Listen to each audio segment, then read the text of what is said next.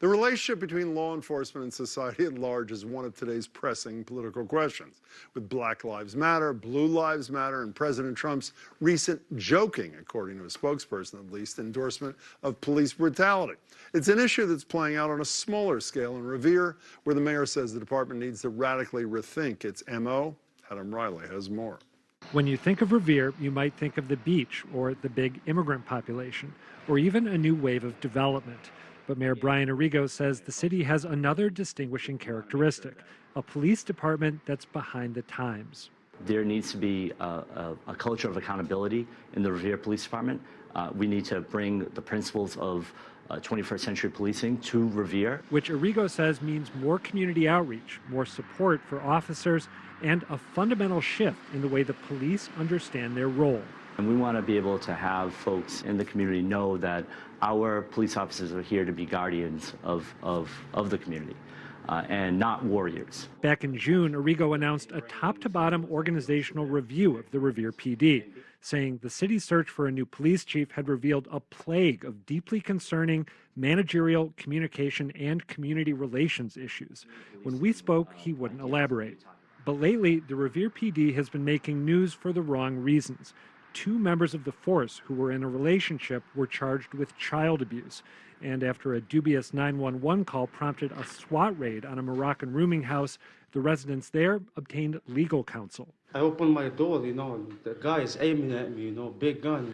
Gloria Namagaya runs the Revere nonprofit Women Encouraging Empowerment and says for the immigrants and refugees she works with, trust of the police is minimal. There is no relationship with the police and the community.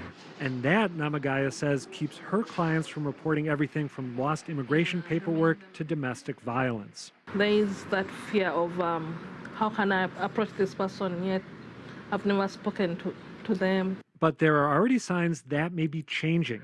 After that questionable SWAT raid, Revere's Moroccan community urged the Revere PD to make engagement with them a priority. So far, community organizer Rashid Mukabir says he's been heartened by the response. In the Moroccan Cultural Day that we organized 2 months ago, we got a tremendous support from the mayor and the police officers who blocked the street for us, and also to come in and socialize. The big question now is whether the Revere PD's rank and file will back the mayor's push for reform. He's confident they will. So I've been at roll call. I've met with the men and women at the department. I'm going to continue to do that. They do a great job and are focused on making sure that everyone is safe in our community. We need to make sure, and it's my job to make sure, that they're safe and healthy and that their well-being is being taken care of. Which could eventually turn Revere's police department into a model instead of a cautionary tale. Adam Riley, WGBH News. We tried to get a comment from Revere's police unions about the mayor's reform push, but we didn't hear back. We did get a statement from the lawyer representing the residents of that rooming house that was raided last fall. Here's what he told us.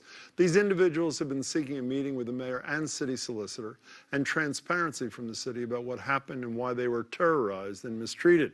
The city has withheld documents and refuses to meet with them.